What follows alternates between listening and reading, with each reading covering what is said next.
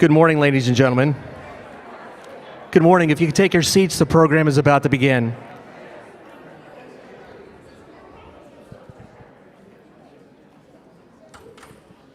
In fact, it's time for our program. So please welcome UCF's Provost and Vice President for Academic Affairs, Dr. Elizabeth A. Dooley.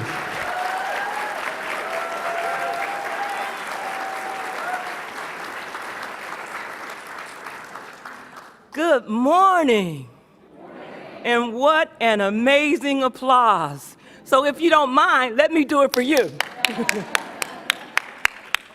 I really think that it's important that we acknowledge all.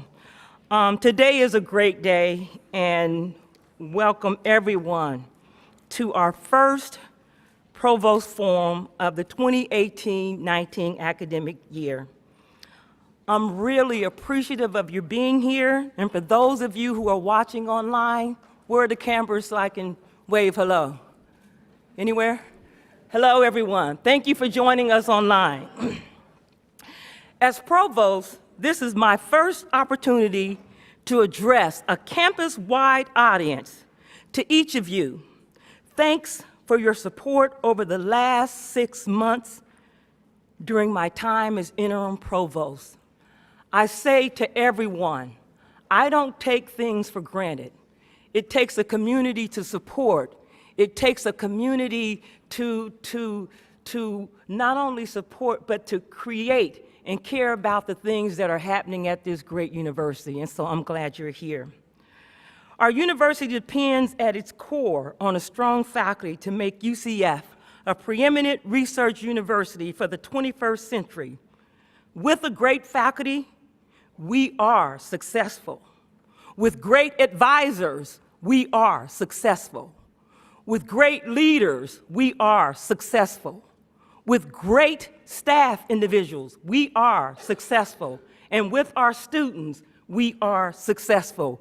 We need to know that, we need to personalize it, and we should also make sure that everyone outside of the walls of University of Central Florida know that we are great and that we do great and impactful things. Is that correct?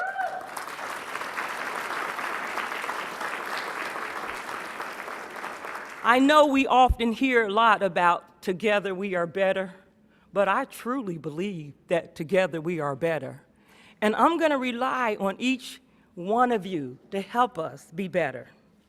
In months ahead, I will meet with the academic leadership, faculty, staff, students, and key groups to simply listen and learn.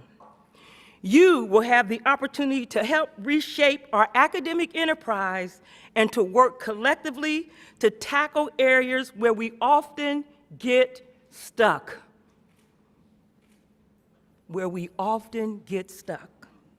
Or areas where we can grow and innovate. Very important. Thanks to Dean Michael Georgiopoulos of the College of Engineering and Computer Science for graciously agreeing to host my first college visit on November the 16th. Thank you very much. Much has changed at UCF in recent months, but our commitment to excellence and to faculty and student success has not wavered, and it never will. As we celebrate the 50th anniversary of the opening of our university, we hold true to our core values and intensify our efforts to enhance student success, which is our focus today. We at UCF are in the student success business, and we do it well. Our university leads the nation in producing talent with more than 16,000 degrees awarded this past year. Yet, if awarding degrees is all we do to advantage our students, then we've fallen far short of our mission. You will hear a lot about UCF's goal to be a defining university for the 21st century. What does that mean? Among other things, it means providing broad access to high value. Our university is becoming more diverse across the nation. Life-changing education, which is not education just for the moment, it's education for a lifetime.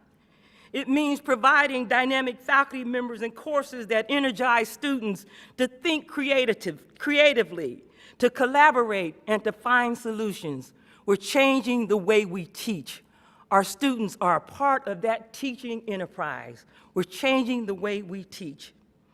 It means providing students with research, service learning, internship, and other work opportunities that distinguish our Knights from students of every university. And you will hear me often say, Knights of distinction, that every student at the University of Central Florida is distinguished. And when they compete for a job or compete for entry into graduate or professional school, those individuals will look to them first. Is that correct? They will look to those individuals for it first. And why? Because that's at the core of who we are, and that's at the core of who we're producing as our future leaders for the country. And it means providing an incredible educational experience that inspire our students who graduate from UCF. Developing well-rounded graduates who are ready to make a difference in the world is our end goal. Ensuring that students get on track and stay on track to earning a degree is essential to their future and to the future of our university. As our excellence has grown, UCF has attained emerging preeminence status as a top-tier Florida university. And within 3 years, we aim to reach the next level, which are full preeminence and perennial top 3 ranking in state performance and funding. UCF will hit these marks by achieving additional state metrics for excellence, such as 4-year graduation rates and fall-to-fall retention rate for FTIC students. Clearly, both of these measures are key student success indicators. But why is reaching our overall goals of preeminence and a top perennial institution so crucial to our university? Let's start with the reward of additional state funding. Would anyone in here turn any funds down? One of the things we realize at the University of Central Florida, we have big hearts. We do not necessarily have big pockets. So when we talk about preeminence and performance, when I talk about personalizing, we need to personalize what those metrics mean to us and what those metrics means in terms of investing in our students and our faculty and everyone who walks on UCF campus. UCF has earned additional state dollars in the past 3 years. Among other things, we have used the money to advance student success initiatives, support faculty, and advance UCF key metrics. In addition, since 2015, we used state performance funding to invest heavily in new tenured and tenure-track faculty positions, adding 259 positions throughout UCF. Those include several positions for our leading-edge interdisciplinary faculty clusters. We also invested these funds to benefit student success and success initiatives to enhance graduate and research activity. That's important. That's a big deal for us to reinvest in the things that we believe in. Now, look how we may be missing out. This year, if we had reached preeminence and finished in the top 3, we would have received at least $14 million. And you notice today, I didn't put numbers up on the slide because I want you, again, I'm going back to the same message, personalize and understand what this means for us. And if we maintain our status each year, we would earn additional millions in state funds that are now beyond our reach. We could have hired more outstanding faculty members. We could have been more creative in terms of creating new opportunities for students inside the classroom, outside of the classroom. We could increase graduate research, and we can offer more scholarships to our students. So most important, reaching these goals would help UCF grow in excellence, reputation, and impact. Accelerating our ability to reach those robust targets we have fashioned in our collective impact strategic plan. In reaching our goals, we will lift more lives and livelihoods and expand educational opportunities. We will further distinguish our student experience from the pack. We will bolster our faculty and attract more of the best faculty members, more staff members, and more advisors. We will broaden our groundbreaking research.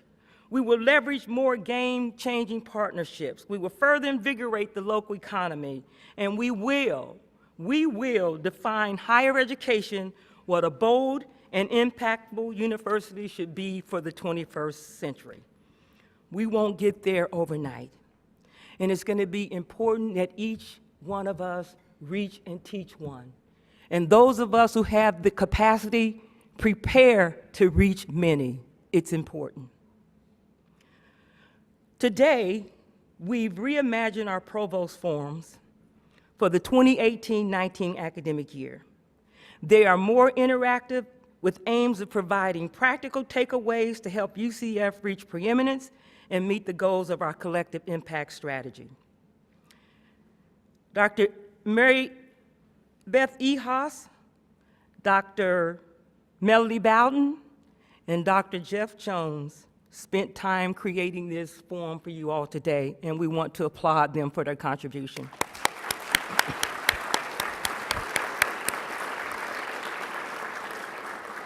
I also want to thank Dr. Lisa Jones, who is spearheading the Collective Impact Strategic Plan, and she has been generous and gracious in allowing for input to come from across the university to make us better and to make this forum what it needs to be so you can take away from it what you need to impact change in your local environment.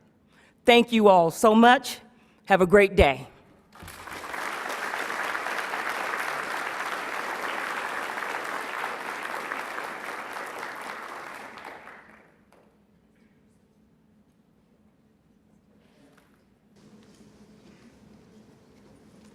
Well, thank you, Provost Dooley, and welcome to your very first Provost Forum. Isn't that outstanding?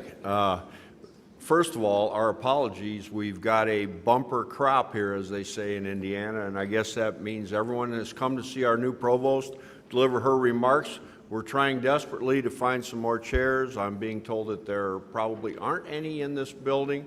So the first thing to do is if you're at a table that happens to have an empty chair, and I don't really see too many, please raise your hand and let's find a seat or two if there are some.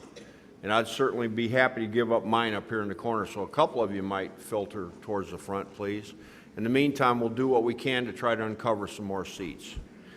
As Dr. Dooley introduced us, I'm Jeff Jones. It's my pleasure to serve as Vice Provost for UCF Connect and UCF Global. And we're here to talk to you today about student success. Oops. As you know, 2 years ago, the campus, the University of Central Florida, writ large, developed its new strategic plan called Collective Impact. There are 5 major areas that we call metric areas here within the strategic plan. Of course, we're here to talk to you today about metric number 1, student access, success, and prominence. As Dr. Dooley said, we've got a lot riding on our performance metrics in the ways of financial rewards from the state, both in performance-based funding and in preeminence funding. Basically, the metrics that we're focused upon now are our first-time in college students. Those are the full-time freshmen that come to us in the fall. And our challenge is a retention rate of 92%. A 4-year graduation rate of 60%, and a 6-year graduation rate of 75%. In addition to that, we are certainly continuing to concentrate on the positive learning outcomes and success rates for our transfer students, whom, as you know, constitute a very large part of our student body. And I'm here to tell you, as someone who spends a lot of time working on those initiatives, we will not leave those students behind as we seek these FTIC improvements. General strategies that we're beginning to employ, and I focus on general, enhance advising and coaching by leveraging technology to increase access to academic progress information for FTIC and transfer students. Many of you know that there's a variety of new technologies that we're bringing to bear to this to this enterprise, if you will, of ensuring student success and accelerating student success. Connect students with experiences will enable them to succeed academically and professionally. We have, as you know, several identified high-impact practices that we're beginning to try to proliferate among our students so that they have better opportunities to become engaged in these high-impact practices. Expand innovation in pedagogy and support services. Dr. Bowdon is here, and she will tell you that there's an awful lot of work going on in these areas right now, in the areas of some of the general education course redesign initiatives and so forth, and that's certainly not my area of expertise, but Melody is leading many of our faculty members along those lines as well. And finally, increase student engagement, and I think that's probably as important as we've identified it to be. And of course, one of the things we all realize that when you're in a setting of a very large university, it really comes down to, in many cases, how do we make the students feel like they're part of a subset of that very large student body? How do we create activities and opportunities for them to become engaged with smaller groups of people within our very large university? And that's going to be an additional focus as well as we're going forward. My colleague, Maribeth Ehasz.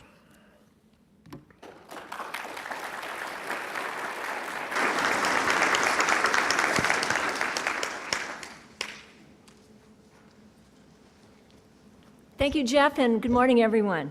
Good morning. So my charge today is to talk about where we've been and where we're going. So let's look at some numbers. Just to emphasize, we're talking 90% retention of our FTIC class and 60% four-year graduation rate to reach preeminence. Let's say that again. Let's say that together. 90. 90. Let's say that. 1, 2, 3. 90. Okay. 60. You know, if we had cheerleaders. 90. 60. 90. 60. All right. I have these on my window. I want you to put them on your hands so that you remember this is what we're striving for. We all have to be in. Now, where have we been? Okay, let's look at first-year retention. I am very happy to say, I'm so happy I'm dropping things. If I had balloons up in the sky, I would pull the lever right now. We reached 90.4 retention for the first time ever. Whoa. It was a group effort. It was an important effort. We bring in the brightest students, and we were able to keep 90.4% for the first time. That's a preeminence metric checked. Now, we cannot go backwards. All right, we cannot go backwards. So sustaining that and figuring out a way to sustain that is going to be critical. And we need everyone to be figuring that out. Now, if you look at the very top, maybe I can do the pointer. No? I can't do the pointer. All right. So the very top, our collective impact goal is 92%. So you know what? There's no rest at all.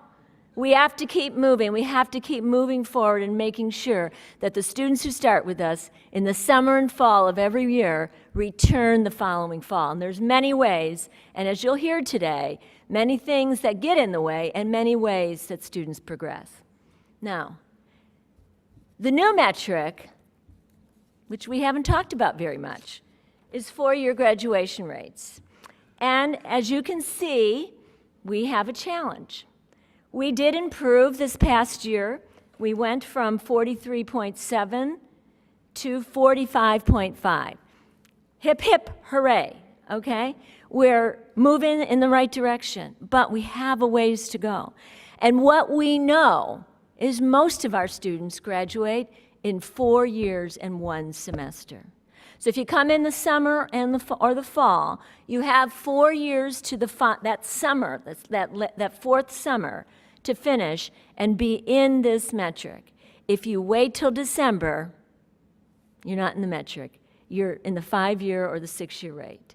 So our job, our collective job, and what we're going to focus on in this forum is what do we need to do to move that needle intentionally? Who can finish in 4? Why should they finish in 4? And who can finish? We want everyone to finish. Not everybody can, but those that can, there may be ways that we can really help them do that. I also, even though it's no longer a metric, it was in our collective impact plan, it still is in it, and we've been striving for many years to reach 70% graduation.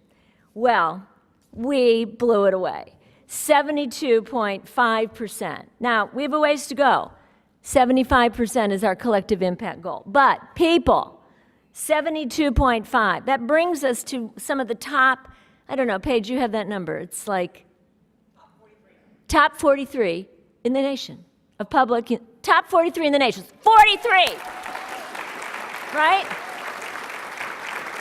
Congratulations. And you know, 6-year graduation just means by the 6th year, you've graduated. And if the average of our students, the average number of years it takes is 4.5, most graduate way before 6 years. But that's when the national number, that's the comparison nationally. But we, of course, don't compare that way in Florida, but I'm not saying anything about that. Okay, now, on your tables is an original graphic of a drawing. Is that such a thing? An original drawing made into a graphic. And we are privileged to have the author of this, or the artist, with us. And you'll meet him shortly. But this is food for thought for you. Because in the quest to move the 4-year graduation rate, I, in my role, have the great opportunity of talking with students. And students actually don't really want to talk to me as much anymore because I'm always asking them, when are you graduating? And let's figure it out. Let's figure out how you can graduate in 4. My chair is always empty now at lunches because people know that lady's going to help me figure it out or not. Anyway, so in talking with our student government president and vice president, who you will meet in a few minutes, as well as 2 other wonderful students that are joining them, I said, what can we do to enhance 4-year graduation rates? What can we do to help students understand the importance of graduating in 4? You heard Dr. Dooley mention why it's important to the university. It is a funding source, and it is a way that students can then contribute to the world's problems and the world's issues and get on with their lives. That isn't the most motivating, let's say, for an 18-year-old necessarily. And so this graphic that you have is the response from our students about what's in a student's mind when they're thinking about finishing. Quite a bit. And every semester presents a new challenge. It might have a vision at the beginning to finish in 4, or maybe not. If we don't bring it forward, if we don't have that conversation, finishing has really been is an important goal. Finishing in 4, we need to start that conversation. I particularly like, if I could turn your attention to the sunbather down here, right? Sometimes everything gets in the way. It's just overwhelming. So let's just pause. Today's forum is based on how do we enhance and motivate students, and how do we help them and not get in the way of their finishing in 4? How do we help them see the importance of it? And we're going to have the opportunity to hear from our students today. But right now, my colleague Melody Bowdon is going to help you think that through. Melody.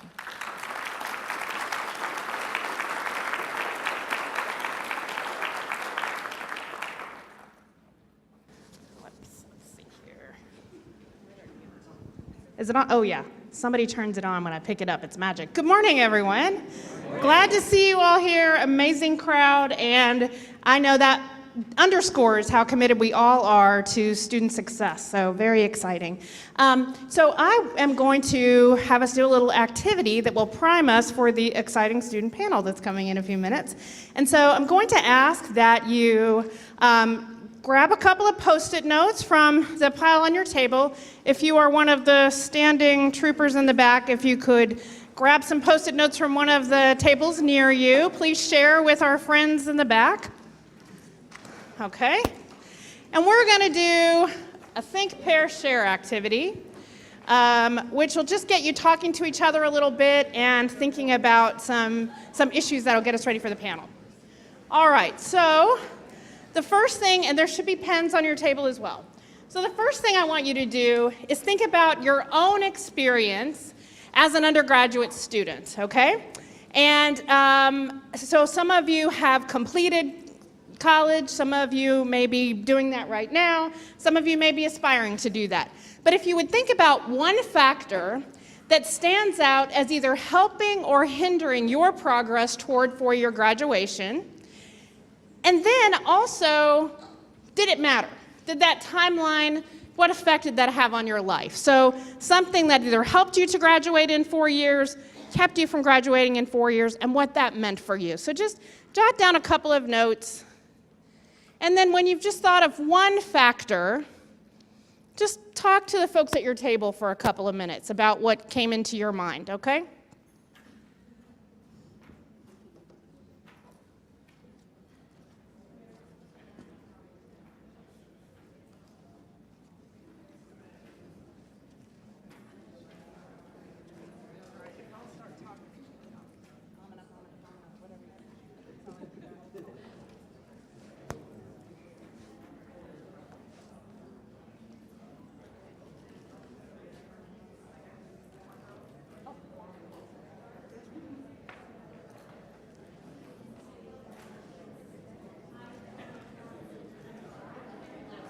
All right, so we don't have a lot of time for the activity, so go ahead and talk in your groups.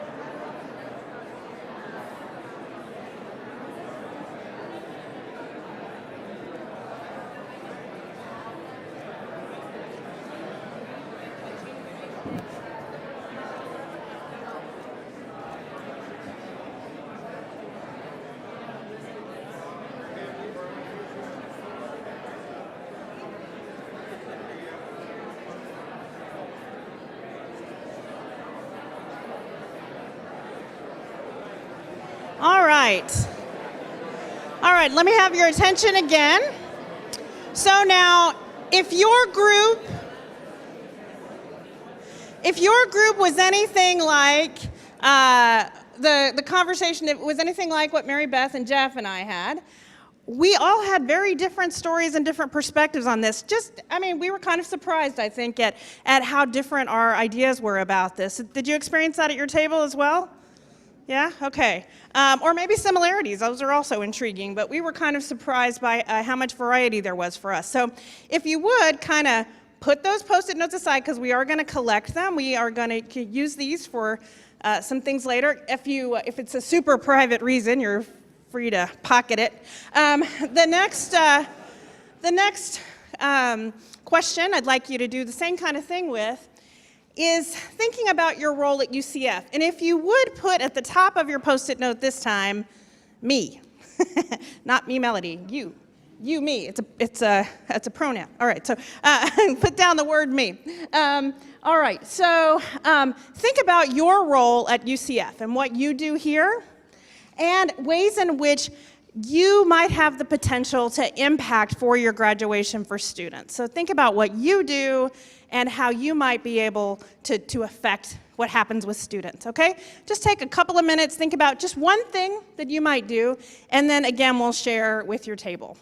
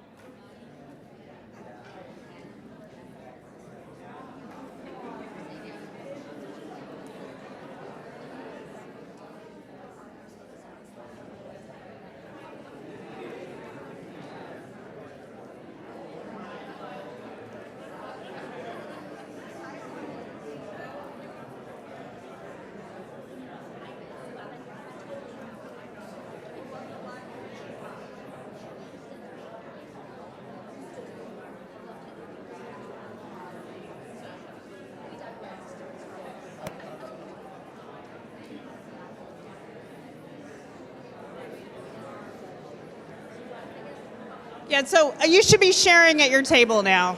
Sorry.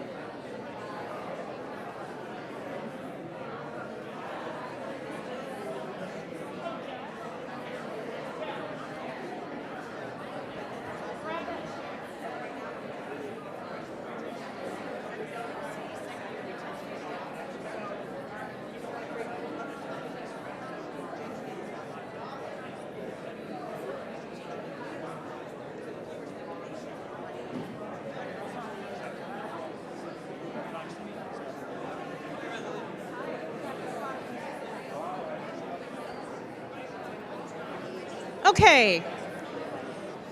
All right, thanks.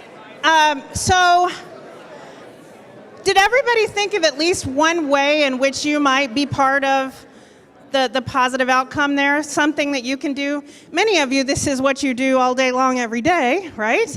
But for others, it may have taken a minute to think about that. But that's very powerful to think about the ways in which, no matter what kind of role we have on campus, that we can all work on this together. So then for the last Post-it note, if you could put at the top of it, UCF.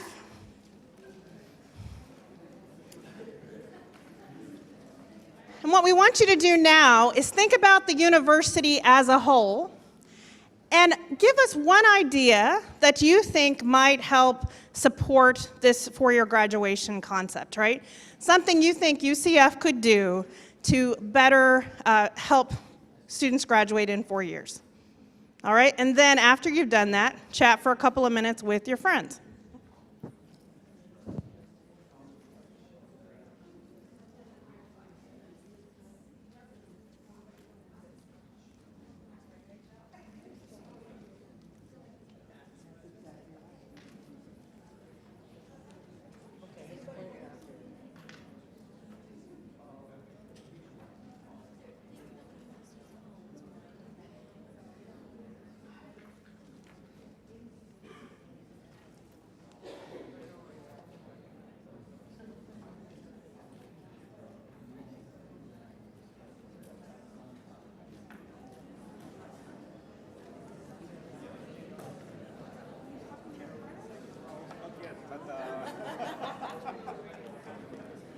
Talk to your group, kick around some ideas for a couple of minutes.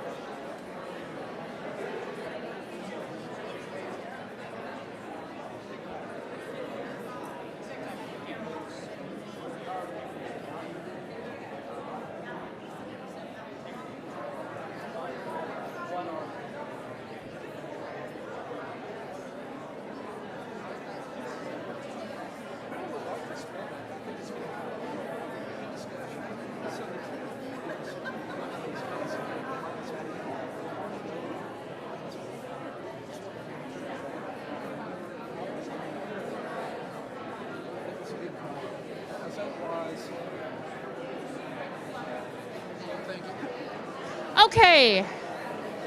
All right, so if I could have your attention up here again.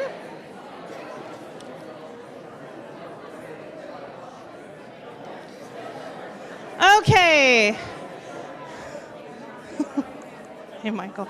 All right, so if I could have one idea that UCF can do from, let's see, back over in this corner. I know almost all your names, so I could call, but I'm not going to. I keep being tempted to. Okay, so back, I'm calling on Adrienne because she made the classic error of making eye contact. How long since you've been in school? Come on. Adrienne Frame. So I'm telling you what the UCF thing? Yes. So one of the things that we talked about was Understand. Thank you. Hi, Adrian Frame. One of the things we discussed at our table was the value of coaching, the value of making sure students knew when they were sitting in a milestone place, where they may need to make a different choice or a set of choices so that they could stay on track with their plan to graduate on time. Beautiful. Okay, thank you. All right. Somebody from the Wayne area. Wayne, raise your hand. Okay, somebody from that area. Give us an idea. Could be Wayne. That'd be fine. Hi, Wayne Bowen. So one possibility would be reducing the number of upper-level hours required from 48 to 45. We're kind of at the one end across the state, and institution I came from only had 39. Not saying that's where we should go, but a lot of students stay an extra semester just to get 6 or 9 or 12 extra hours of elective. Okay, great. Thank you. All right, somewhere up here in the Tom Cavanaugh area. All right, Dawn had a great idea. Hi.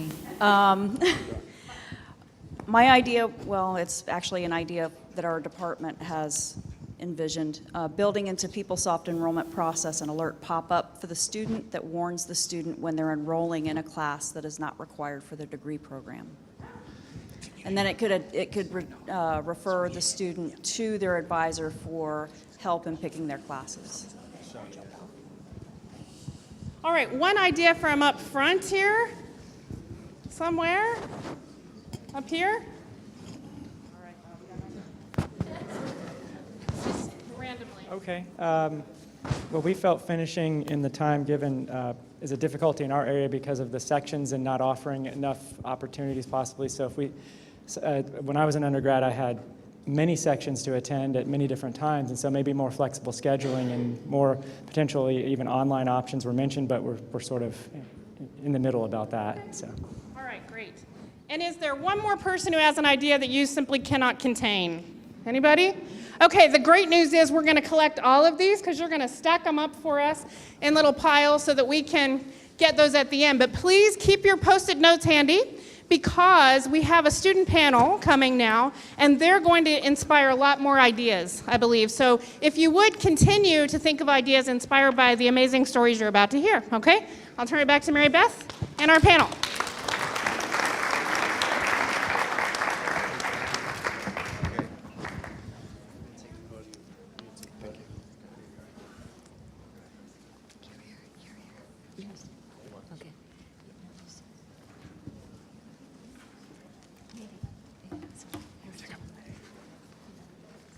So let me introduce our panel.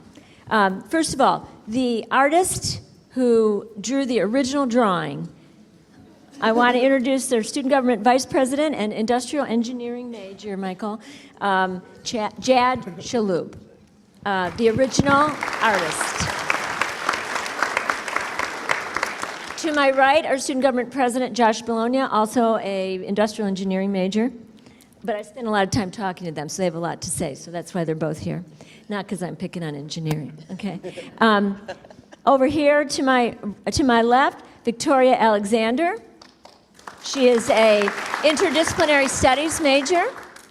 And in the middle, Christian Perez, who is a creative writing major as of about 2 days ago, okay? So Jad, you take it away. Thank you, Dr. Ehasz. Hello, everyone. Good morning, and hello to everyone watching online. Welcome to the first ever student-run panel for the Provost Forum. Honored to be your moderator today.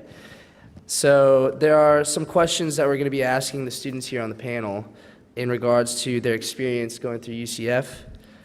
So the format of the questioning today is going to begin with the students talking about their dream, what they wish to do with their degree. The second point will be, when do you plan to graduate? And that will segue into, how'd you get started? What was your path like in the beginning? Did you have to change your major? Did you have to do anything that made your process a little longer? The fourth question will be, what has helped or who has helped along the way? And the fifth question will be, what or who has hindered? So, to give an example, I will start with my story. My name is Jad Shaloub. I'm an industrial engineering major. Started as a mechanical engineering major. And the dream that I had coming to college was to be an entrepreneur after I graduated, working in the manufacturing industry. When I came in, I originally planned to graduate in 4 years. However, I am in my 5th year currently. Every time I say that, Dr. Ehasz gives me a little look. But that's what we're here to talk about today, that story, what happened. And in my case, when I entered college, I was a first-time in college student. I had taken some advanced placement courses, which had allowed me to test out of some of my general education classes. And I was able to enter my college career, I guess, a little bit ahead of pace. And so I actually took statics my freshman spring. And for the engineers in the room, we know statics is a somewhat difficult course. And to be honest, I wasn't ready. And in many cases, that was something that I experienced in a lot of other higher level engineering courses at an early on time.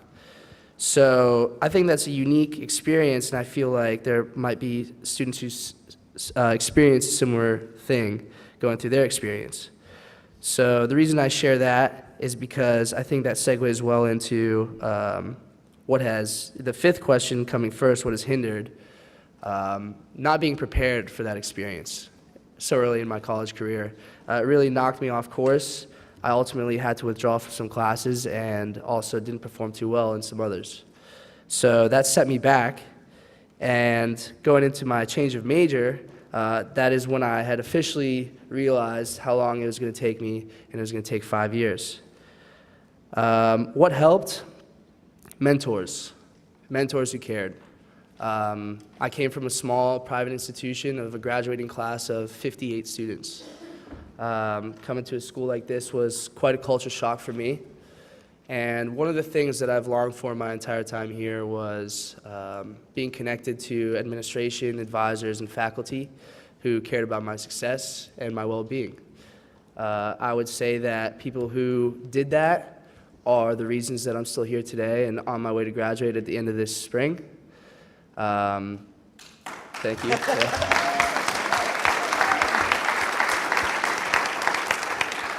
But, conversely so, there's the question of, is that being applied across the board?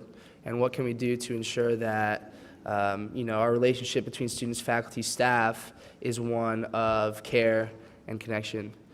So with that, I'll pass it off to our first panelist. Josh, are you going to go first, or are we going to start at the end? Christian. We'll start with Christian. Hello, my name's Christian. I'd like to thank all of you guys for allowing me to be part of this panel and giving me the opportunity to kind of impart my experience to you guys. So I began in summer of 2016, and like Dr. Ehasz said, as of 2 days ago, I'm a creative writing major. Very excited about it. And that wasn't really my dream when I came here. When I came here, I had absolutely no idea what I wanted to do, and I tried basically everything and still discovered I had no idea what I wanted to do. So, so I ended up doing physical therapy for a little bit in health sciences, and that was an extremely difficult process for me because I wasn't prepared for the coursework, much like Jad said. So I decided from that to transfer over to elementary education, which I took the lifelong learning track, which is a track that allows you to not do any certifications so that you can educate people in a more kind of intuitive and fun way, kind of like, have any of you ever been to Epcot? Okay. I think Epcot is amazing. Epcot teaches you about culture and about the world in such an intuitive and engaging way. That's what I wanted to do with my life. So I chose the lifelong learning track because it was kind of specified for that. And in the lifelong learning track, there is a built-in process for me to be able to experiment even more. So there is 9 specialization classes where I had the opportunity to do whatever I wanted with. And I chose creative writing classes because I love writing. And with that major, I was able to discover my new passion for just writing and bringing creativity to the world in a way that involves technique and style and voice and things like that. So I want to use those skills to make more experiences for the world of here's the thing that I want you guys to learn, but I want you guys to learn it in a natural, intuitive way. So it was a long time getting there, though, and the reason why is because I changed majors so many times. And the biggest hindrance for me was not having access to help in the process of changing majors. So there is a rule amongst advisors. I might be wrong about this. Please don't get offended, advisors. But there is a rule that you're not allowed to help someone that is from a different college. So you can't really make an appointment with an advisor from the college that you want to go to if you're not in that college. And the reason why that doesn't work, at least for me, is because in order to make an informed decision, you need to speak to the advisor of the college that you want to go to, because you want to know that that is the right place to go, but you can't really do that. So you end up not having enough information. You end up being transferred on the phone like 6 times. I did call the advising office one time for a very general question, and I was literally transferred 6 times, and I was furious. But, but that process of not being able to get the information that you want to get to really make an informed decision is a hindrance, because then you end up going into something like health sciences where you're not really prepared and you want to go into it to learn more about something, and you end up flooding yourself with work, and you don't have the time to really learn anything other than chemistry. Like, you don't have the time to learn about physical therapy, and if that's the right major for you, because you're in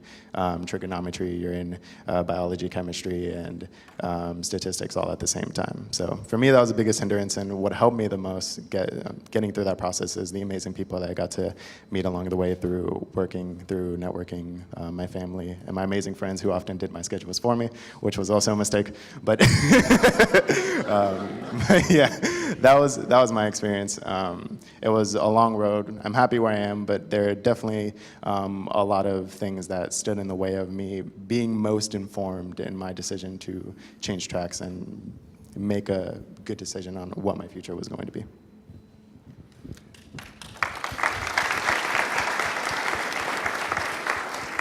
Hi, my name is Victoria Alexander, and I just started attending UCF last spring.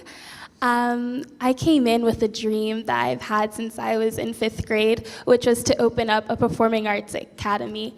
And I guess for me is because I wasn't always the best at math. Like, I was able to get A's, but I had to work really hard to get the A. And I knew that I would best express myself through singing and dancing, and I just felt like it was something that wasn't appreciated or wasn't recognized for the amount of intellectual things you have to put into doing it. So I wanted to be able to create a place where students would realize you can use your creativity and intertwine it and integrate it with your the formal education that you're learning at school to now think of more innovative ways to change the world and to make an impact. So I came in with that dream. I thought that the best way to do this was by opening up a nonprofit organization. So I declared nonprofit management as my major. I didn't feel satisfied in it.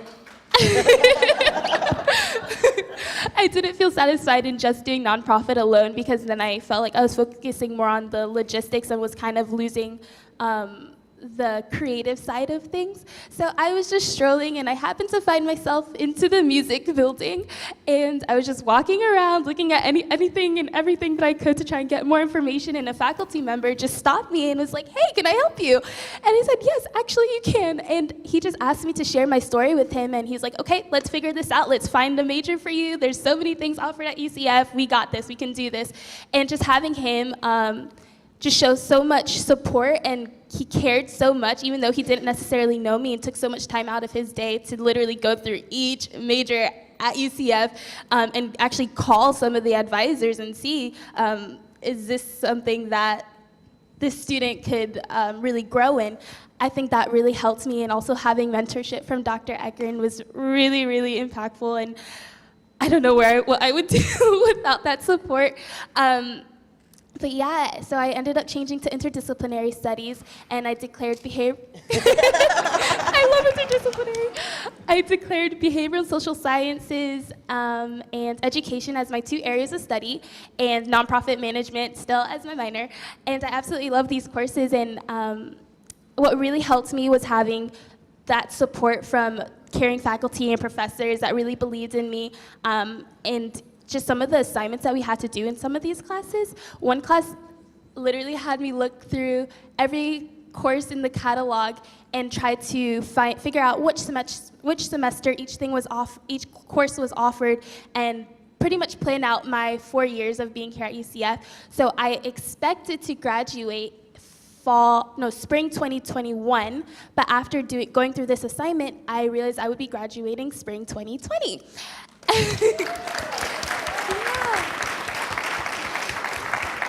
So that was very exciting, but through this process, I also found a really huge hindrance. I went into interdisciplinary studies with these great expectations. I can choose any class that I want within the psychology department, or I can do anything in education. But then when you actually look, a lot of the courses that I was interested in taking and wanted to do were either offered in a semester that conflicted with one of the required classes I had to take. So I was like, okay, I either graduate a whole year later to wait to take that class next spring, or just suck it up, like, okay, whatever, it is what it is. Or the course I wasn't able to enroll in because I wasn't necessarily a student declared in that major. So if I wanted to take a psychology class, because psychology wasn't my official major, I wasn't able to get in. So that was a hindrance for me, and just kind of choosing, what's more important, graduating within the 4 years or actually getting the information that I need to be successful? So before we move on, just to clarify,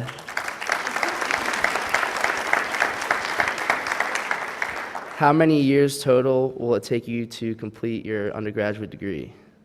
3. Follow-up question, can I give you one of my years? I'll take it. All right, moving on to Josh. How's it going, guys? Thanks again for having us. And my story, again, I'm an industrial engineering major. I came as mechanical just as like Jad did, but coming in was a little different. As far as my dreams, I feel as though the majority of students coming in, you really didn't know what you wanted to do. And I had 2 older brothers that went to college and, pretty much guided me and told me, if you don't know what you want to do, because I was interested in economics, political science, history, any major, really caught my eye. They said, do engineering, it'll challenge you the most. So with those words and not having any idea what they meant, I trusted them, and that's why I decided to go into engineering. And coming in for orientation, I immediately knew 5 years. Because they had the 4-year plan, starting at Calculus 1. Unlike Jad, I was starting at college algebra, so I was starting way behind the 4-year track. So I knew that I didn't have much social pressure from my parents as far as you got to graduate in 4 years, so I was like, 5 years is my thing, and I knew it from the get-go. So I did that. After first year, I found industrial engineering and thought that was definitely a better major that I wanted to pursue my passion with. And luckily enough, it was early enough where the transfer didn't have any negative effect on me, but it was overwhelming in the sense of you've got this flow chart and you really don't know which way to schedule your classes. So what helped me along the way was mentors. In the sense of, hey, these are the classes you should take this semester. These are the professors that help you the most, because to piggyback off that, what hindered a lot was professors that were there just to teach. I was meeting with Ehasz the other day. This just came to mind, and Jad, and I called my roommate and I asked him, just candidly, put him on speaker, hey, could you tell me the name of your 4 professors or your professors right now? And he's like, I can only tell you one because I had to email them yesterday. So, talk about personal touch. That is a hindrance, and it's also a pro. It works both ways. But for me personally, I ended up figuring out I could actually maybe get it in 4.5, possibly 4 if I worked hard enough in summer. I did face a semester of a little bit of financial issues. I was also Greek Council president, which required 20 hours a week. I had an internship which required 20 to 25, and I was just finishing up my job at Jimmy John's. So I had to drop it down a little bit and knew I was still going to get out of here in 5 years. So for me, the story is, as you can see, it's different it's case by case, because I didn't have that expectation of 4 years coming in. I knew it was going to be 5. There was even a chance for me to make it 4, but again, an obstacle came in the way and ended up, hopefully as long as we get through these past 2 semesters, we'll do it in 5. So that is my story.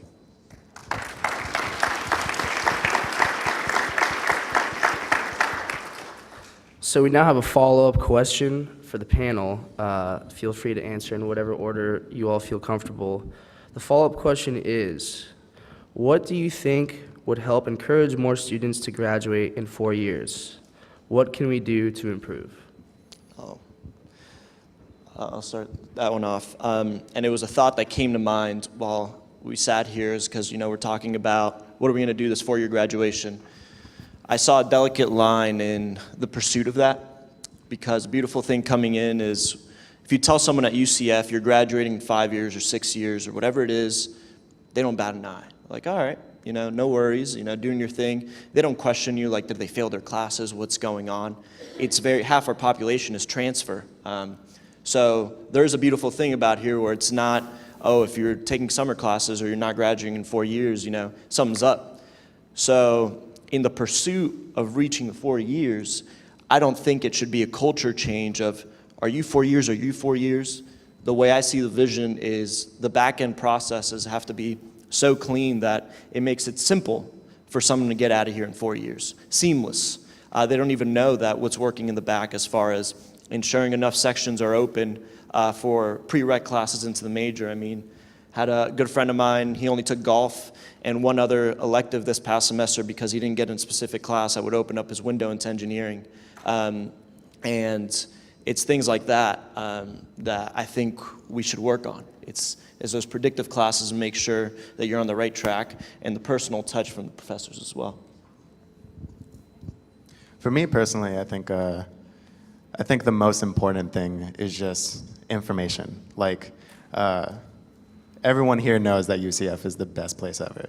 Like, USF is the worst. They're preeminent, and we're not. But only we know that. The people in this room know that they're preeminent, and we're not. And if the students knew, we would be furious, and that would that would give us a little kick to know that there is something to strive for. It's difficult to work together to get to something if you're not aware that the thing exists. So we're a family here, and in order for a family to work, we need to communicate with each other, and we need to work with each other to have all the decisions that we make as a unit matter. So I think if we really just made this, like, I know we're recording this, I have no idea who is going to, but the students should be part of this. The students should be able to go to wherever this is being broadcasted and see that this is an issue that we have and something that we can work together.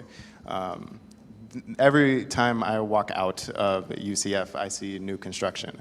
This is something that I thought would be a cool idea, but just having somehow the students be a part of deciding what is going to be constructed, or at least letting them know what is going to be constructed. Because personally for me as a student, it feels that I'm on UCF and not necessarily a part of it, because it's constantly changing. The way that the campus looked when I came in here is completely different than now, and it's going to look completely different when I leave. And it creates this distance from you and the campus and the body of the campus. So I think if you make an integrated process where we're really a family all working together to achieve this one goal of preeminence and more money and more opportunity to do things, we would all achieve so many things together. Yeah, I definitely would piggyback off of my peers. I do know someone that was supposed to graduate last spring, but then pushed it back to the summer because the class wasn't available, but then the summer class got full, so I had to push it back again to the fall just to take one more course. So just making these classes available for everybody, or having enough spaces for the students. And then also, like you were saying, making it feel more like a family, because one thing that I realized as I was talking to some of my peers and asking them some of these questions, a lot of them really didn't think that there was even a care, I asked one girl in particular, and I was like, why should we graduate in 4 years? Like, they want us to graduate in 4 years. How could we do that? And that kind of stuff. She's like, they don't want us to graduate in 4 years. They get more money if we don't graduate in 4 years, you know? And to them, it was like, we're on this campus, like you're saying, but we're not necessarily a part of this campus. And really, we're already here, so they're satisfied that we're here. And now they're just looking towards getting more people on the campus rather than building relationships with the ones that are already attending the university. Can I add something? Yes, answered your absolutely. question. Go ahead. Yeah, it did. So something that I think would be useful for you guys to know, I work as a federal work study student. It's an amazing position. I get to choose my hours, and it's a really great way of balancing work and school. But I work in the Student Development and Enrollment Services office, and I get a lot of students that come to us thinking that we're the registrar's office, so we have to redirect them. But we had one student in particular that came and was very frustrated with the campus because he was an engineering student, and this was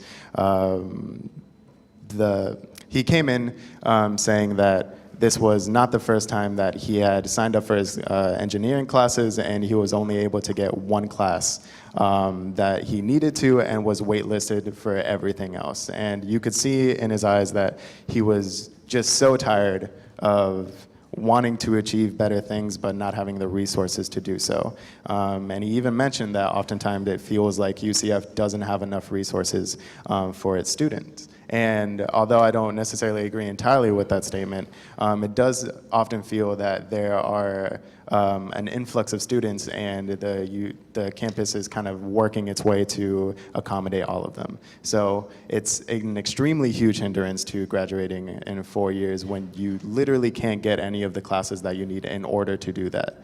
And that changes on a major by major basis, but especially for what we're best known for, engineering and whatever else other than engineering. Those are very course heavy, and you're shoving a lot into a short amount of time. And for them specifically, we really need to work together to find a way to give them opportunity to get those classes that they need.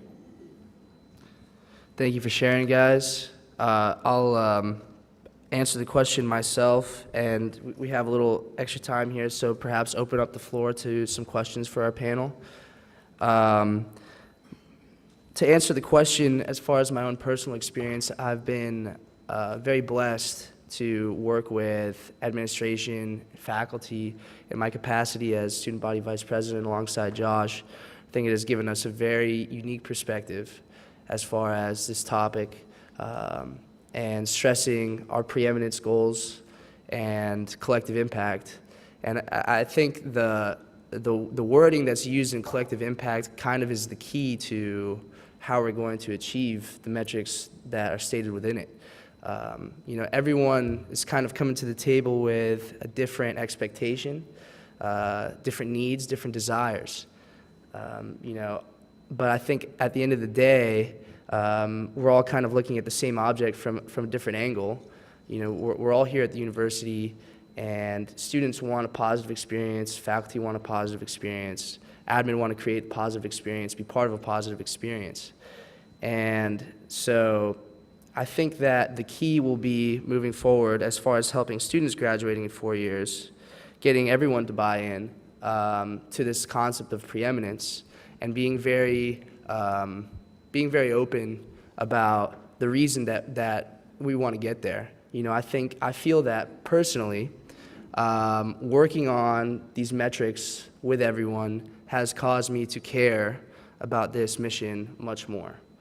And I will say that in my earlier times as a student, I'll be honest, I saw Think 30 and I said, why the heck are these people trying to tell me what to think?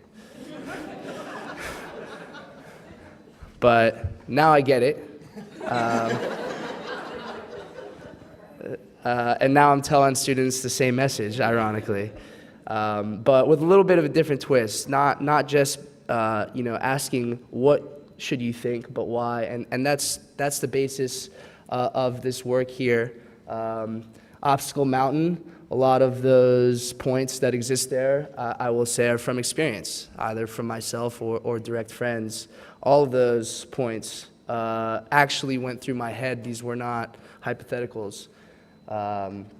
So I think, you know, the reality of that message that comes as a result where you have a student who didn't graduate in 4 years, who was skeptical of the message, who is now at the forefront of ensuring that the university can achieve these goals. And the only thing that converted me, and the only thing I think that would convert people who are like how I was, are by getting them to invest in the university, to care about our vision moving forward, and feel like they're part of a family. I know it's a very conceptual point, but there's very micro ways that we can work towards that, whether it be in the classroom, if you're a faculty member, connecting students, engaging students, making sure that if there's something that seems fishy, if students aren't coming to class, somehow creating a system to engage with them, ask them if everything's okay. I think that little measures like that, added up over time, will ultimately create a larger and larger circle where students won't feel like they're just on a campus, but they're at a campus, and it's their campus. Very significant for us to get where we want to be. And lastly, I will say, because you know, I am proud to be a Knight, and I'm proud of the players that we have at the table now, that I have full confidence and faith in our new provost, Elizabeth Dooley, to take us to where we need to be.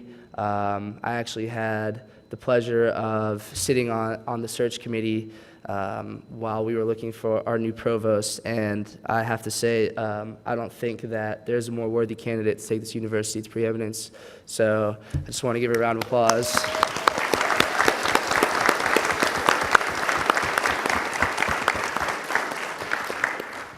So we have, it looks like, an extra 10 minutes here. So if there's anyone in the audience who wants to ask our panel a question. Hi, I'm Keisha Former. I'm in the Division of Teaching and Learning at the College of Undergraduate Studies. If we could do something for all of our incoming students, either the summer before they start courses or the fall semester. Oh, honey, I'm a faculty member.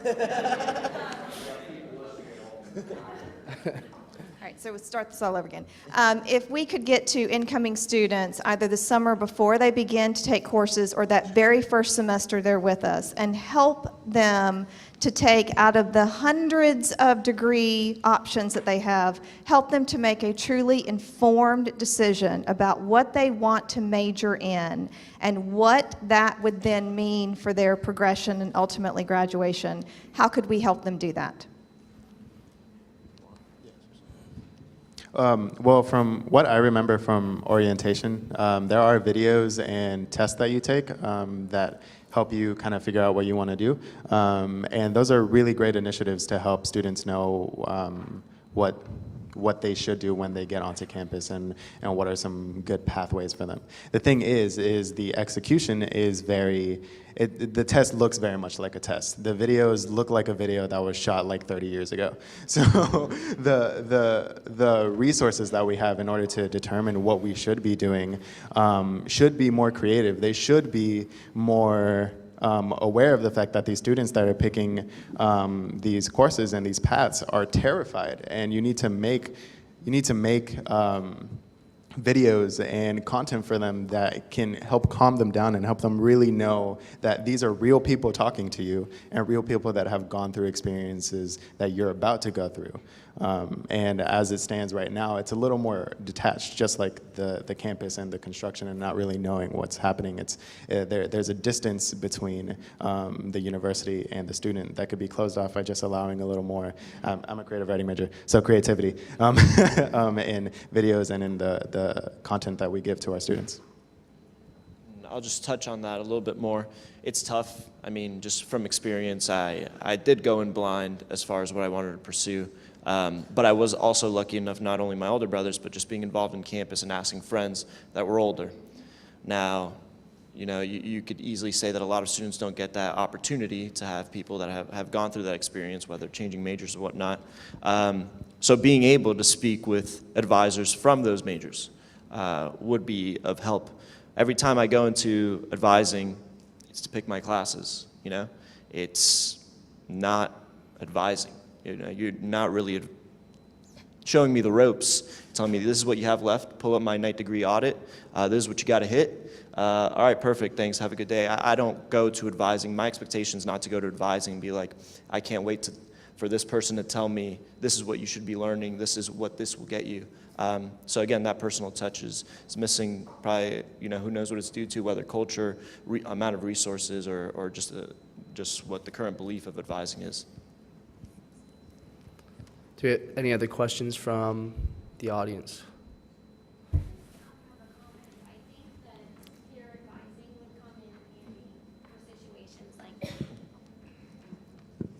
I think career advising or peer advising would come in handy for situations like that you can talk to students that are 1 or 2 years ahead of you to get information from them and with their experiences. So maybe having a big brother, big sister program like they do in medical school, where you have M2 peer mentoring and M1. And I think that would be very beneficial. Yeah, for me, I did have peers I was able to go to for that stuff. But I also had 2 different experiences with advisors. So first I had an undergraduate advisor, and I felt that more formulated structures, like, okay, this is what you need to do to get it, and you're good. And it didn't feel very personalized. But once I switched into my major into disciplinary studies, my advisor actually asked me, what's your goal? And instead of just showing me a list of courses, he was actually like, well, from my experience working with students, they've said this about this course, or if you're really interested in learning about the brain, then take this class, or so it was a little bit more personalized, and I was able to, I guess because he was an advisor, I was able to respect his opinion a little bit more than I would with a peer, because oh, well, that's subjective. That might have just been your experience, but with him, it was this is the experience collectively of most of the students. And I would actually want to add to that too. I went to career services a bunch of times. They know my face. So I went to career services a lot to specifically the interviews that you do, where you answer a couple questions and you talk with an advisor and they tell you what you should do in the future. And that was a great service, and I really feel that UCF should push that onto students. This is a thing that you can do, because I kind of figured that out half by UCF and half on my own just from curiosity. But the place where I feel that it didn't have as much resources for me is once you kind of have an idea of what you want to do, there isn't very much specification in career services. So for example, I went to a bunch of those interviews and then I got the feeling, okay, I wanted to learn more about physical therapy. But once I had that career in mind, physical therapy, there aren't very many opportunities for me to go and see what the life of a physical therapist is like outside of just looking that up on YouTube. Because in order to get that opportunity, you have to be in health sciences for 2 years, and then you get finally the opportunity to apply to a mentorship. And at that point, it's too late because you've already dedicated your life to something that you're not sure if you want to do. And then there are a bunch of panels too, and the panels are extremely helpful. They're super fun to go to, and you learn about so many things, but you don't get to decide who's going to be on the panel. And you also don't get to decide when the panel is. The day that the physical therapist was going to be at the panel was the only day that I couldn't go. And then I went to the rest of them, but then I ended up being more confused because I didn't know what I wanted to do with my life. And then there was a bunch of really cool people being like, I have a cool job. So that's even more confusing. So having that opportunity to go to career services and be like, okay, you got me past the first hurdle. Can you help me get past the second hurdle where things are a little more specific would be a great opportunity for students. Do we have any more questions from the audience? Last question in the back. I can say it really loud. Can you guys tell us what is the best class you've taken and why? Can you repeat the question? The question was, what was the best class you've taken and why? The first one that came to mind, I may have another one, but just due to the fact that it did come to mind, was quality engineering. Quality engineering. Quality engineering was not only the content of the class, because I feel like each class you take in your major should have that potential, have interest. Obviously, the professor was a huge player of that, Professor Beal. He saw the way he graded us in a very, very personal way. I mean, don't get me wrong, he gave us way too many assignments, and like, we had to write 3 memos in 1 week. It was like, come on, like, but the point was that he was grading, he wouldn't, the web courses, all that, like, that wasn't your official grade. He really looked at your path, and, if he saw that, you started at a certain point, maybe you were slacking because there are a lot of assignments, but he saw the increase in your grade or your productivity. He gave you that benefit of being able to talk to him and say, this is what I've learned. And he did a tremendous job, and it's probably one of the interests that I'd like to go into because of that course. And again, it's that personal touch. I could probably count on one hand, the professors that I'm like, these people were not just teaching, they were educating. And that would be the goal, that would be every single professor, not just 3. So for the other panelists, we have about a minute left, so 1-2 punch answer.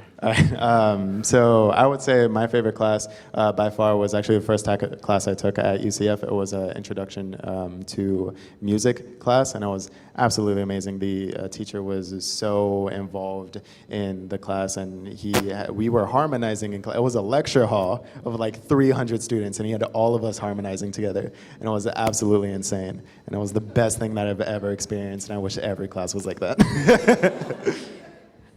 Mine would be Honors SPN 1121. My teacher was amazing. She really looked at our journey as well, and thankfully that class was like a smaller course, and she, instead of just looking at our grades and like testing us, she would really like look at our progress and make herself available.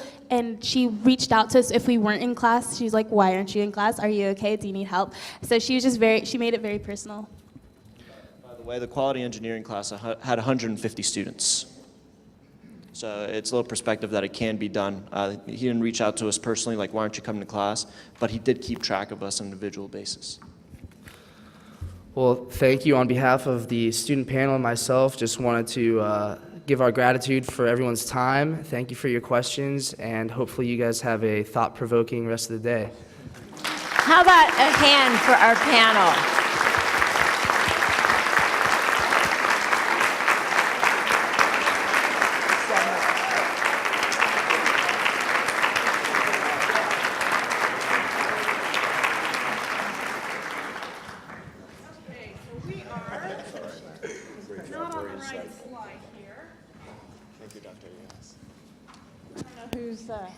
Okay, great. Thank you so much, students. That was amazing. And Jeff and I were frantically taking a million notes, and I hope all of you were too. And we'll be picking those up. So we just wanted to mention a couple of efforts that are happening on campus, inspired in large part by students like these, who, by the way, we are going to be circling back with to talk with more. So these are efforts that have been highlighted at previous Provost forums, so we didn't want to provide a lot of information, but there are handouts on the table and by the way, as you figured out, we didn't expect this amazing turnout, so we are very happy to provide you with handouts if you would like us to send those to you electronically. You can just email me, melody@ucf.edu, and I can get somebody to send those to you if you want those. I don't know what you're saying, I'm sorry. Okay, so the big poster we can also send. We have 3 initiatives I wanted to mention. My Night Star, which many of you have heard about. This is a tool that we use on campus for predictive analytics. It helps us to figure out what's happening with students. Advisors and faculty on an ongoing basis are using this to help identify patterns and to reach out to students who need assistance. So that is one, and there's information in the handout there about how to reach out for more information about that. The second one I wanted to mention to you is Pegasus Path, which it's exciting. We'll have a full launch of Pegasus Path, which is a planning tool, which has crossed and touched so many different aspects. So many of you here have worked on this project, and this is Harrison Ungay is here, and he has been our lead on that, and he is very happy to come to departments and do demos on this if anyone is interested. This is a tool that individual students can use, go in there and plan a multi-layer approach to how they're going to graduate, all the experiences they want to have, the activities they want to accomplish, I mean, the goals and so forth. So So it's an exciting tool, and that will be full launch fall 2019 for all of our students. And right now, we've been rolling it out in phases, and so it's going very well. The last one is our general education program refresh, which we have several distinguished, you can spot the GEP faculty here with their gold stickers. And so they have been working, this is a group of faculty who've been working for several years, different phases, to improve general education with an eye towards student success. They're developing an integrative model for general education that will reach out to students across the disciplines from the first day that they come to UCF in their classes. So thanks to everybody here who has worked on all of those initiatives. And thanks to all of you for being here for this portion of the event. We have an exciting next portion of the event that I'm going to hand off to Dr. Lisa Jones to launch for us.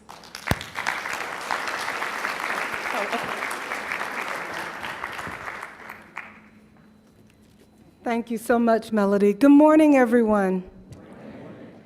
I hope you liked the redesign of the new Provost's Forums under Dr. Dooley's leadership.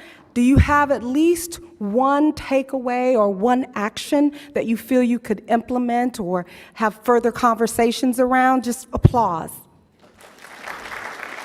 Okay, our work is done because we're in a new phase of collective impact. We were in a phase that we called collective impact institutionalization, where we were embedding the plan into the fabric and getting the plan, institutionalized across the institution. Now we're in a new phase, and it's collective impact realization, because we will reach preeminence. Do you agree?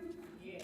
All right. So there will be more forums in the next semester, and it'll have similar formats to really get you engaged and collectively thinking and have takeaways that you can take back and stimulate further actions and conversations around.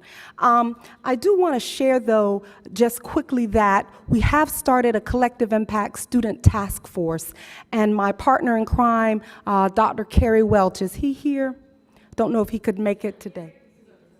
He's not here. We'll allow him that. But we've already had a couple meetings with the students, and it's positioning students front and center in collective impact realization, particularly as it relates to the metrics around retention and graduation. And these are students who represent different student clubs on campus, and how can clubs be actively involved in doing projects related to student retention. Students are a key part of it. So I wanted to make sure that the community was aware of that, and we'll have more information on that. So now, I'm so excited to be transitioning to the Marchioli Collective Impact Innovation Award presentation. And as we think about innovation, we think about how UCF has been ranked for the second year in a row as one of the most innovative institutions in the nation by U.S. News and World Report. And so what we try to do with collective impact is to leverage the culture of innovation and focus it, though, towards the priority metrics in our strategic plan. Philanthropy, as you all know, drives innovation. And so, where's my little clicker thing? Where's the little clicker? Melly, we didn't do a handout. Oh, you're going to do it. Okay, so I would be remiss, and I certainly wouldn't move forward without thanking Mr. Marchioli for his support in starting this award back in 2016. And as you know, Mr. Marchioli is chairman of our UCF Foundation Board and 1972 UCF alum. And so this is just a way to kind of encourage, reward, and recognize innovation that's aligned to our strategic plan. So if you could join me in a round of applause just to thank Mr. Marchioli in his absence.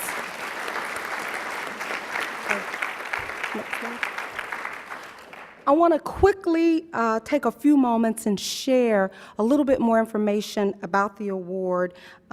Each semester, $5,000 awards are made to an individual faculty member or to a small team, and the team would have to divide that $5,000. So it's one five. I just want to make that clear so there's no, but small teams can apply. But essentially, it's, you have an initiative, you have a program, you have a project that meets the following criteria. It's an innovation award, so it has to be innovative.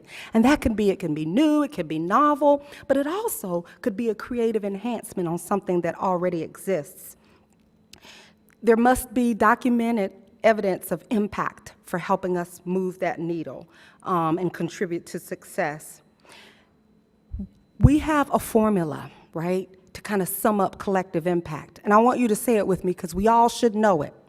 1, 2, 3. Scale times excellence equals impact. So the initiatives have to be able to be scaled, and it depends on the project, because scale could mean scale college-wide. It could mean scale, in the region or statewide and beyond, but it has to be scalable. And finally, you have to have an initiative that is worthy of nomination by someone else. So we don't take self-nominations, and so you have to be nominated by a supervisor. The deadline for the next award for the spring is February 1st, so you'll get lots of information on that. Next slide. So I would be remiss if I didn't thank the selection committee. We believe in having an independent selection committee that's cross-functional, multi-level, and so our fall 2018 selection committee consisted of 6 distinguished administrators, faculty, staff, who were charged with a difficult task. We have 1 award, and this year we had 17 nominations. So I'd like to recognize those individuals. If you're here, just raise your hand. Manoj Chopra, I saw him earlier. Maribeth Amaro Garcia, Robert Folger, Humberto Lopez Cruz, Delane Priest, and Kim Small. So let's give them a round of applause. They had a difficult job selecting those. And this is the moment that we've really been waiting for, and that is the presentation for our Fall 2019 Marchioli Collective Impact Award. So it is indeed a pleasure for me to call forward Dr. Deb German, our Vice President for Health Affairs and Dean of UCF's College of Medicine, to introduce our recipient. Deb?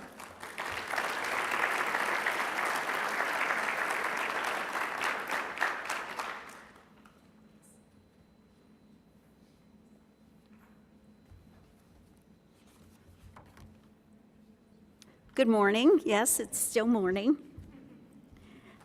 It is my pleasure and an honor to present Dr. Robert Borgen, and I thought I saw him, here he is, right there, who is the recipient of the 2018 Marchioli Collective Impact Innovation Award. I get to tell you a little bit about him and a little bit about the project before he comes up and tells you more about it. So, Dr. Borgen is Associate Professor of Medicine in the Burnett School of Biomedical Sciences, College of Medicine. He received his Bachelor of Science degree from the University of Florida, majoring in microbiology and cell sciences and minoring in business. He earned his PhD at the University of Tennessee Health Sciences Center and the St. Jude's Children's Research Hospital in Memphis, Tennessee. And he began his faculty career here at UCF in 2007. He started as an instructor, was promoted to assistant professor, became a graduate faculty scholar, and then in 2017 was promoted to the level of associate professor. Dr. Borgen is a born teacher. His love is teaching, sharing what he knows with his students, and watching the lights come on as they learn. He didn't always know that he was a teacher. It came to him during an interview for a postdoc position. He asked during the interview, he asked of the interviewer, "Will I be able to teach?" And those of you who hire postdocs know that that question isn't always the first question out of someone's mouth. And the person who was interviewing him said, "If you want to teach, why don't you?" And it was at that moment that he reflected on his life and realized that he had always been a teacher and that he had always wanted to teach. So asking about how things work with a curiosity that was driven by his desire to share what he learned with others was just a part of his DNA. And we, in the College of Medicine here at the university, are very lucky to have him. So, what has Dr. Borgen done to win this coveted award? Well, he created the pilot program. That's right, pilot. It stands for Peer Instruction and Laboratory Occupational Training. That's a mouthful. Dr. Borgen saw a need, and the need was to give more students a high-impact research experience that was curriculum-based. And as everyone in this room knows, we have way more students than we do teachers. And to give all of our students an in-depth research laboratory experience can be almost impossible with the number of faculty that we have. So this need to give students this experience was a need that Dr. Borgen addressed. So you know that in the traditional model, we would have 1 or 2 students in a faculty's lab, right? Well, in the pilot model, as many as 30 students can be served by 1 or 2 faculty. And the thing that's so amazing about it is they get a better experience. In this model, the students act as teachers, they prepare labs and lectures for other students, and they conduct experiments of their own, acting more like independent investigators than like lab technicians, which sometimes happens when students work in the mentoring, the conventional model. So we think it provides a higher level of learning than the traditional model, and it answers an important question regarding a strategic initiative of this university. And that question is, how do we provide unique experiences to each and every student with such a high student-to-faculty ratio? Dr. Borgen has an answer to the question in the pilot program, and I am delighted to introduce him today and to recognize him and invite him to the stage to tell you more. Let's welcome Dr. Borgen to the podium.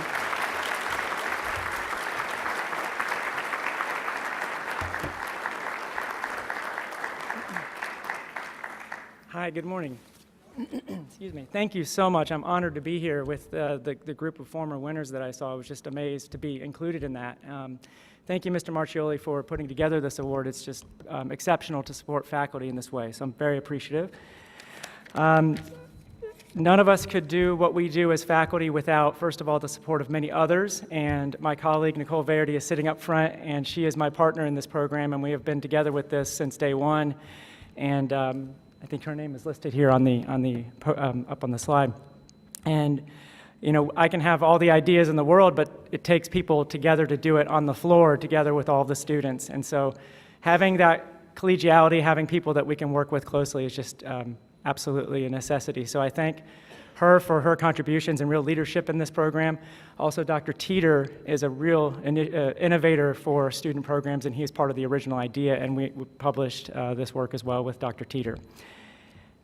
I also could not do it without the support of our administration. I want to thank my local administrators, Dr. Self and Dr. Parks, for always being there for me when I need, and Dr. German for the amazing support through the years since I've been here.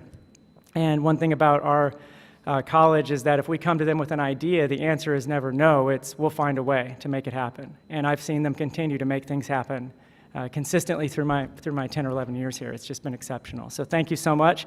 And of course to all of you for getting us the best students, because I could not be successful in a program like this as a faculty without continuously bringing in the best students to University of Central Florida. So thank you. I have a brief few slides here that I will go through quickly because I know that many of you are creators of these topics. For example, many of us in this room, I as well was on the QEP, and the conclusion of that was what's next? Integrative learning for professional and civic preparation. And in that role, there's one point that I'd like to focus on today. As you can see, it's hard for me to see from this direction, but as you can see that we wish to create high impact experiences for our students, which is a big part of this current QEP. And that is the question is, how do we create a high impact, innovative experience for the numbers that we see? And that is especially a question in our major in our college. So in the College of Medicine, the answer to that is undergraduate research. That is, students can do many things. They can be involved at the university level. They can shadow doctors and volunteer in the community, which we absolutely love and support. But in our field, undergraduate research is a necessity for students wishing to continue into graduate school or into medical school. And our current limit is, well, students want research, but our current model is very limited with the one faculty, one student paradigm. And just to give you a few of our numbers here, you can see that we have over 3,100 students in the College of Medicine at the undergraduate level. We have 35 research faculty, and therefore, if you run the numbers, it means that each research faculty would need to take in approximately 100 students each semester to train, or on a rolling basis, and it's just not feasible. I think the numbers are probably on the order of maybe 2 to 3 students that they can handle at the undergraduate level, because they're also training their master's students and PhD students. We have other programs that have been created outside of, or in conjunction with the College of Medicine, with the Honors College, such as the Burnett Medical Scholars, which are exceptional students coming out of high school who are come in with the goal of medical school in mind, and they're geared towards that. And the hope is that they'll attend the University of Central Florida Medical School. We have 34 incoming Burnett Medical Scholars this year, and each of those students needs an honors in the major. And if you see the numbers, we have 35 faculty and 34 students. If that happens in each class each year, we're getting to a point where we aren't able to manage the programs that we're creating here. So this one faculty, one student paradigm is limited, and a second burden is that often the project design is on the faculty, and that can be a limit as well. It takes a lot of time and resources. So the question is, how can we apply existing resources? Today the discussion was about what can we do with what we have to create more and to do more. And that's what we've done in our program, is take a current existing curriculum and try to create something on top of what is already there. So we have a core course that all students take, and we recruit wonderful students from that group to return as teaching assistants, but in that role they also are research assistants, and they read papers, and they work in the lab, they prep the lab, they help with discussion sections, and so we really want to engage them fully in this program. Now this, we have several programs we've created, such as GEAR, AIM, Pilot, and I can't go into all of them today. Some of these are still relying upon the faculty, as you can see, to design the projects, which can be still a burden on them, where one faculty is administering many students. So the brief structure of Pilot is that we have divided the course into a both teaching and research component. And students can come into the course, they can be teaching assistants, they can prep. So part of the class is to give them laboratory occupational training. We also wish to help improve their public speaking and give them practice, because my first speech that I gave in graduate school was to about 100 faculty and students, and I remember it was 10 minutes, and I had to memorize every word, and so I think that if we can practice earlier with public speaking, we can reach more students and help them to come up to in front of a room and present their work. We also focus on the research side with literature reviews and also presentations, so miniature journal clubs, and then we also, as a large component of the course, do require a research project. And so our current structure, which did not actually start out in this way, is that a faculty is overseeing multiple students or groups of students, and on the left, if I can go back one slide, on the left you see that we've moved a large portion of the design to the students to say, come in with an idea and we'll help you to get there. We want to be advisors in this role, but if we have 15 groups or 20 groups of students, then we want you to come in with something that you've seen is a need. And we really let them explore. And that's where the real, I think, the benefit to this is that students have been able to really use their own brain power and critical thinking to design projects of interest. What else we saw that we weren't expecting actually, what else we saw that we weren't actually expecting off the bat is that all of a sudden, when we had a high-performing group of students that were being administered by me and Nicole Verity, we saw other faculty, it piqued their interest. And that was the great thing about this program, is we had other faculty say, oh great, you've got students who want to do projects, I've got projects, but I can't oversee them, but I can support you in this role.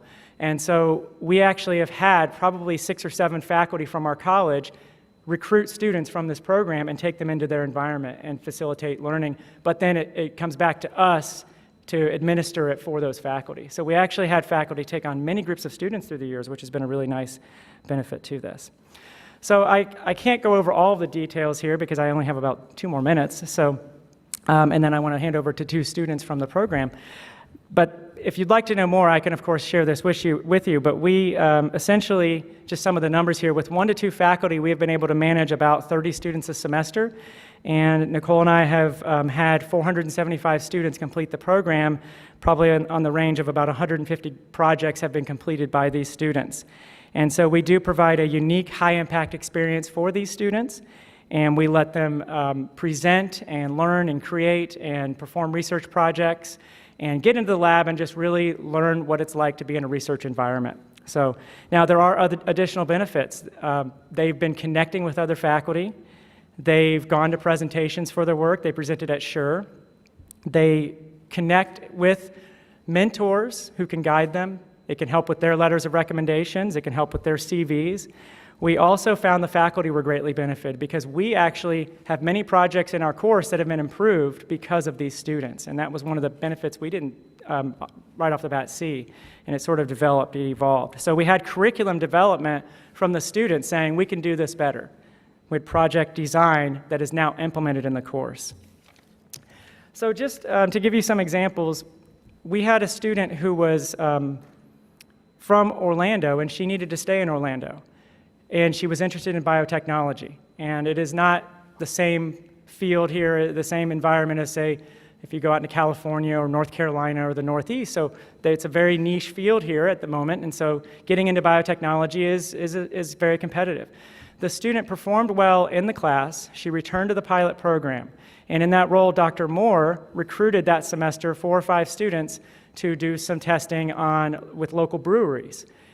The student got involved in that actually made the news, and she was part of that group. And at the same time, I had a citrus company contact me and say, we're looking for students.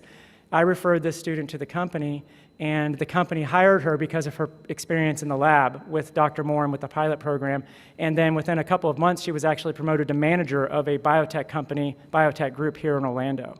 So it really showed that this program allowed them to continue on and get experience out in the field, which helped them get a job. So we have many other examples of students being successful, and I think I'm going to, in a moment, hand it over to those students.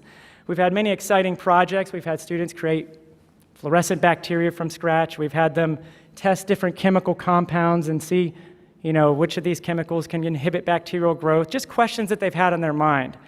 Here's a group of our students working in the cell culture hood, as you can see here. So very busy, working in a group there on a big project. We had, in recent years, 2 students actually get the Judge's Choice Award from Pilot for their for their projects. So we've had a lot of success, and here's one of these students at the bottom in front of their poster. So additionally, Dr. Hawthorne has taken on many students in her program, and these students actually presented at multiple conferences. So these are groups of her students from the pilot program that are presenting around the state at the Florida Undergraduate Research Programs and Society for Neuroscience and other symposiums. So I'll leave it with that we hope that we can scale this up and apply it to other colleges. And I think the question is, what is a high-impact experience in your area? And is it teaching? Is it public speaking? Is it research? Is it literature review? Is it creative works? And can you find a high-energy faculty who is willing to come in and take charge of this and bring on 10 or 15 students and see if you can create a curriculum to provide a high-impact experience to more students?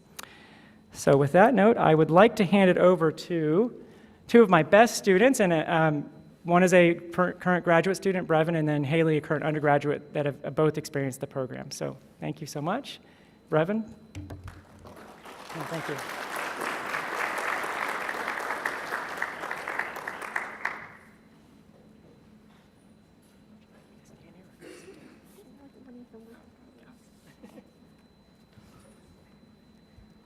First, I would like to congratulate Dr. Bowdon on receiving this award. He, with his program, has truly impacted my career in graduate school, and I'm going to tell you a little bit more about that. So, 4 years ago, I came to UCF to fulfill requirements to apply for a physician assistant school. Within weeks of taking courses through the Burnett School of Biomedical Sciences, a passion for science began to ensue. And a whole new world was beginning to unfold quickly for me, and I changed my career path to pursue a career in science. And I'm now in my second year of the PhD program at the Burnett School of Biomedical Sciences, and I'm an ORC fellow. I attribute most of my success to Dr. Bowdon for his thoughtful teaching practices and for developing the pilot program. After having 3 courses with Dr. Bowdon and many long, thought-provoking conversations in all areas of science, I was invited to participate in the pilot program. Pilot not only helped me solidify my decision, I'm going to move this, I feel like I'm talking, sorry. Solidify my decision to attend graduate school, but also provided me with tools I hadn't received in the traditional classroom setting. This program provided a comfortable space for engaging in public speaking, which is my worst fear. Independent research projects, peer mentoring, teaching, which I love, and learning how to successfully read primary literature, which is very difficult for someone just starting in sciences. So with that, I gained a confidence in public speaking. I'm still working on that.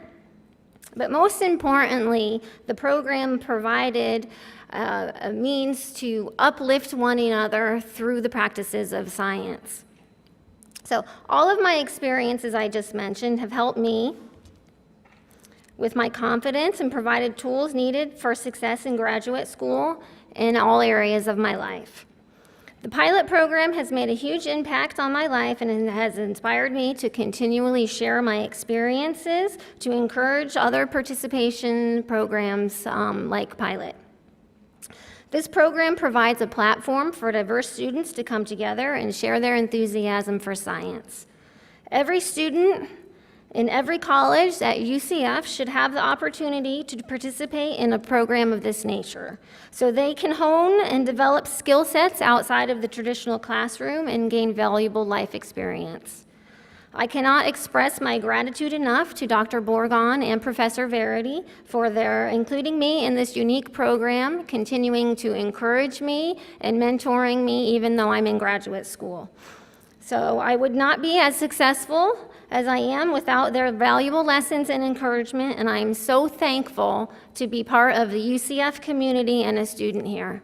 Thank you.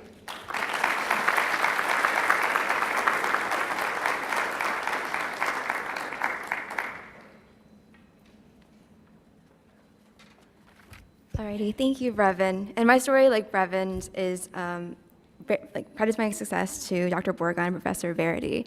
My name, I'm sorry, is Haley LaHue, and I'm an undergraduate senior, graduating in 4 years, so part of the statistic. There you go.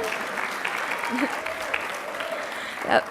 And I'm thrilled to be here today to share with you a little about how Pilot has helped me discover that I have a passion for understanding the unknown through research. So back in fall 2017, I was enrolled in QBM, and I enjoyed the class. I was curious about research, but I hadn't had any experience, and I thought Pilot would be a great opportunity, so I applied. Spoiler alert, I got in, so. But in spring 2018, I enrolled in Pilot, and Pilot has a research component, as Dr. Bowdon described, so I ended up joining an Alzheimer's research project. The project was actually headed by a former Pilot student, an undergraduate, who was working out of the lab of Dr. Teeter. So it was a very hands-on, very real-world experience. I quickly learned that working in the lab has its ups and downs, sometimes more downs than ups, especially when experiments don't go right day after day after day. But I realized that even when things failed, I wanted to come back the next day and try again. And it was because of that invigorating feeling that I wanted to pursue research in the future. So I asked Professor Verity and my research mentor, I told them I enjoyed this brief experience in Pilot. What can I do to continue? So they suggested I apply for the PURE program, which is the Program for Undergraduate Research Excellence. It's a year-long program, and I was able to actually continue in Dr. Teeter's lab through that program. Now I currently lead the Alzheimer's project that I worked on as a pilot student. I now have 5 students, some of whom are pictured here, who help me and assist me with the project, but I also have the joy of mentoring them and sharing the same experience that I had in pilot with those students. For me, the pilot program has helped me discover that I'm passionate about understanding and pursuing knowledge through research. Spending time in labs helped me confirm that I want to make research my career, and I eventually hope to become a physician researcher. Finally, my last comment is on my favorite part of this program.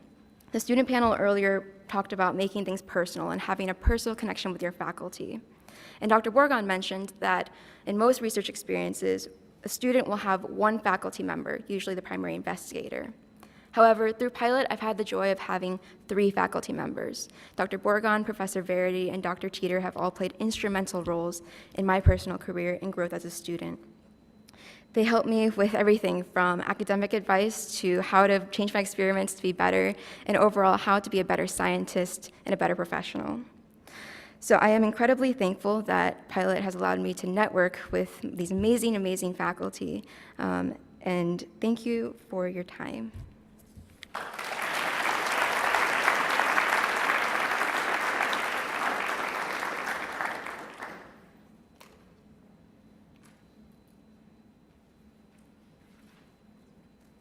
Thank you, students, for sharing about this wonderful program.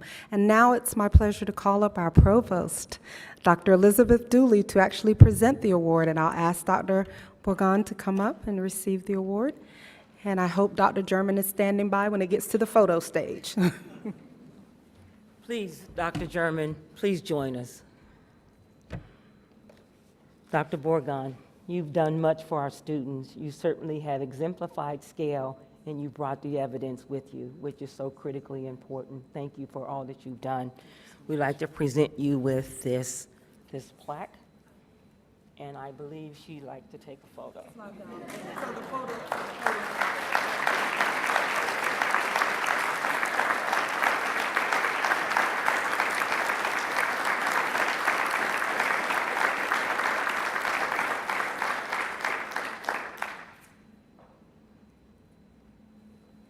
Thank you all for hanging in here. Give yourselves an applause. Pretty cool. Thank you all for an amazing event.